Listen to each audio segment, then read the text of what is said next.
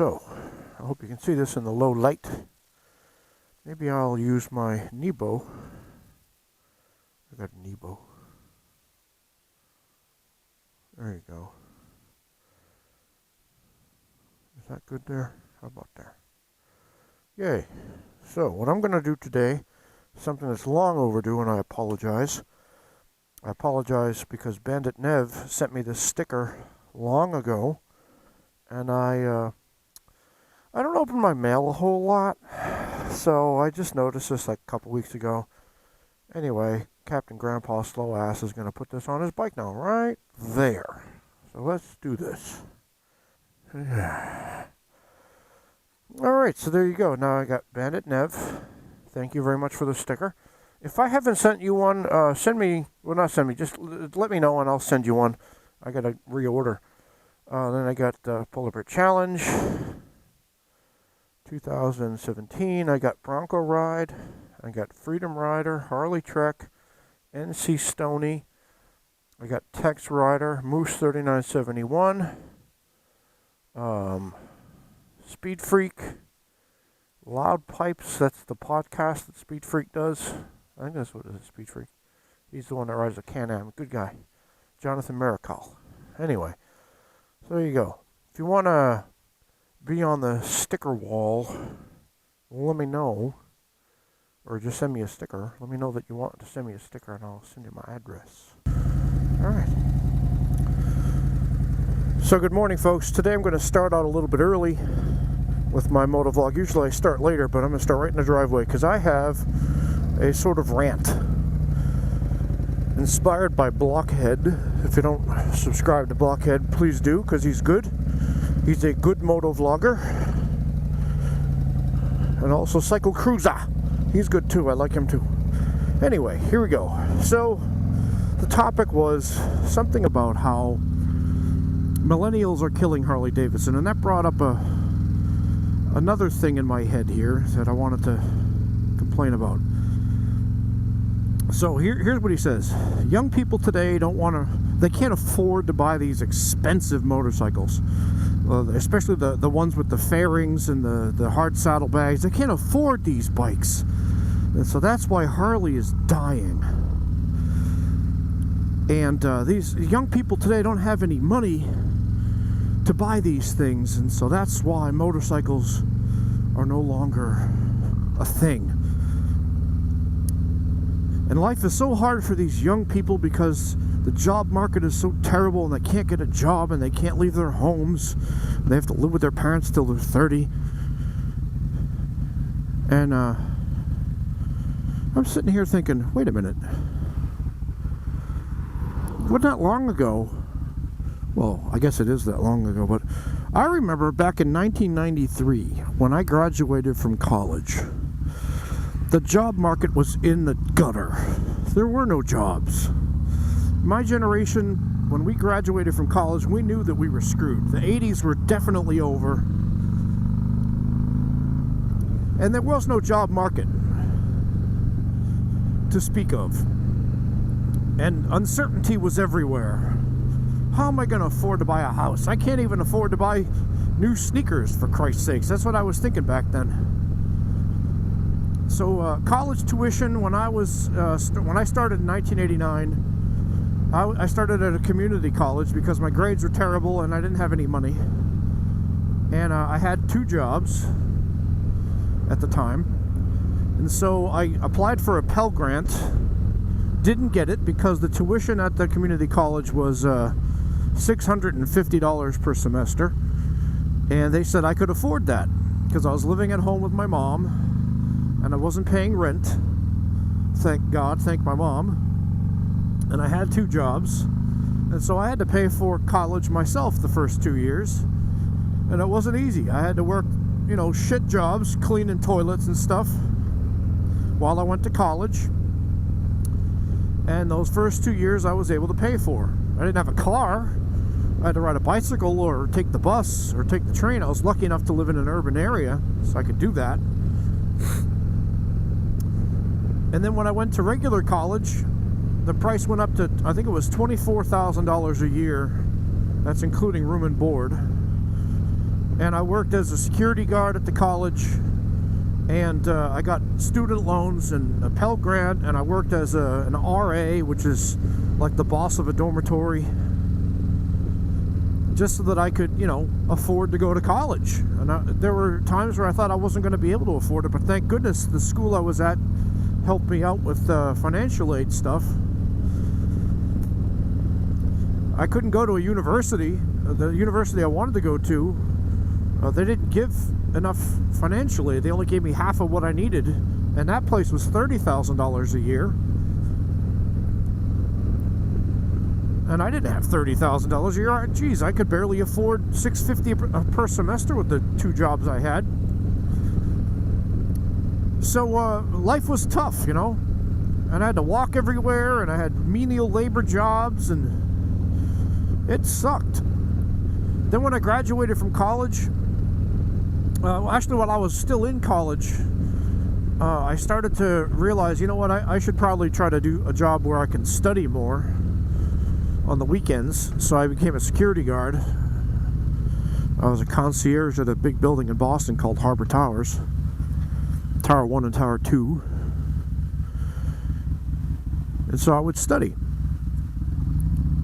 On, the odd weekend that I was home, I would study.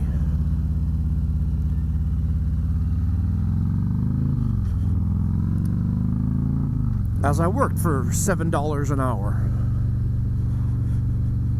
And then I went to grad school, and I was still doing that same security guard job.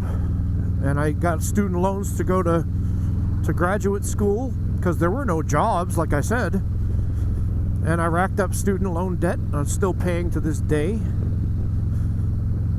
But I made it.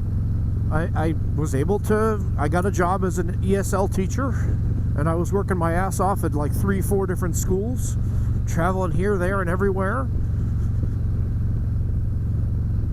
I finally got a car when I was 28 years old, and I looked at a motorcycle when I was 29, and I thought, geez, I'd like to get a motorcycle. I want to get one of those Boston police bikes, and it was way too expensive. When the guy told me it was $17,000 for a used one that had been beaten up and laid down, I'm like, well, then I will never own one of these, ever, because I thought, there's no way I can afford this.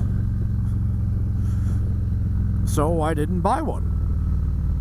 It wasn't until I was 35 years old, and I got lucky in the housing market in Hawaii. I moved to Hawaii, and I was doing grad school out there, and I bought a house because the market there was really low at the time, and then the market shot up in the mid-2000s, and so I got lucky. And so when I moved to North Carolina after my PhD debacle, I was able to buy a house here in North Carolina because I moved to a place where the market for housing was very cheap. So I took my relative fortune and bought a nice house with my wife, and I bought a nice motorcycle. I didn't pay off my student loans like she did. She was smart. I was dumb and bought a Harley, but I had a lot more fun.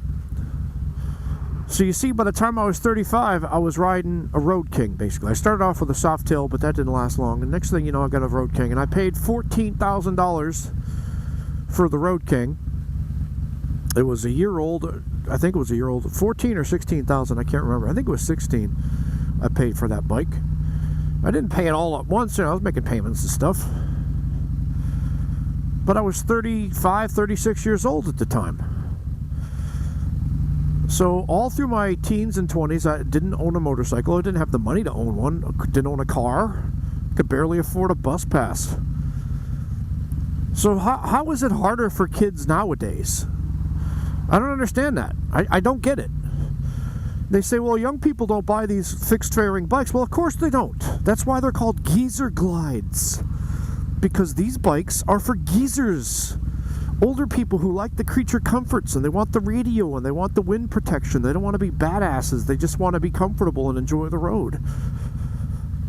I don't get that. Oh, well, Japanese bikes are so much cheaper. Really?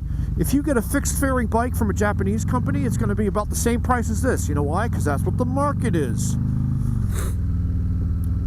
If the market will bear it, that's what the price is. I mean, these creature comforts aren't cheap. heated seats and heated grips and traction control and all this shit that they have on these bikes now. It's no wonder that they're so expensive. They have the same stuff that cars have. Well, cars are so much bigger. It doesn't matter. You still have to pay a worker to build the thing. I mean, rent when I was younger was too expensive, so I had to live with my mom until I was 26 years old. Two of those years I was off in the Peace Corps. But still, my permanent address was my mom's house until I was 26 years old. I was only able to afford to get an apartment because I sold my robot toy collection. Got $3,000 for first, last, and security. So you see what I'm saying? I don't think that kids today understand that things aren't worse now than they were back in the olden days. Back in the 90s or whatever. Maybe the 80s were better. I don't know. I didn't graduate in the 80s. But I know in the 90s, when my generation, Generation X, graduated, things were pretty hard.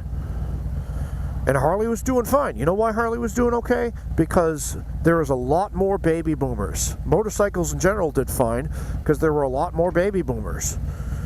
A lot of people buying bikes. Generation X, there's a lot fewer of us, and so sales went down. And then you had the big collapse of 2008. Sales took another hit. So you got fewer people with less money buying these bikes. And the other problem is the young people today don't want to go out anymore. Parents wouldn't let them play outside. They didn't have bicycles to ride around outside because you could get killed, you could get murdered, you could get kidnapped. So kids played video games inside and texted, and that's what they're doing now. They're staying inside. They don't want to go out. We've made them afraid to go outside. So how can you enjoy the great outdoors when you're terrified of it? That's another reason probably that people don't buy these things.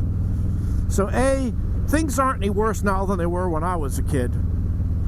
Things were way worse for the generation that went through the Depression. I ain't got nothing on them. My father's generation, they had it really hard. I don't think things now are any worse than they were back then. I don't think they're really that much better either, except that now we have cell phones and the internet, which is freaking awesome. I'd much rather have this than that. Back in those days when I was 20-something, you had typewriters and rudimentary computers and dot matrix printers that made that noise, and there was no internet. So get a grip, young people. It's not as bad as you think. It's my Kaylee 7 rant over. Talk to you later.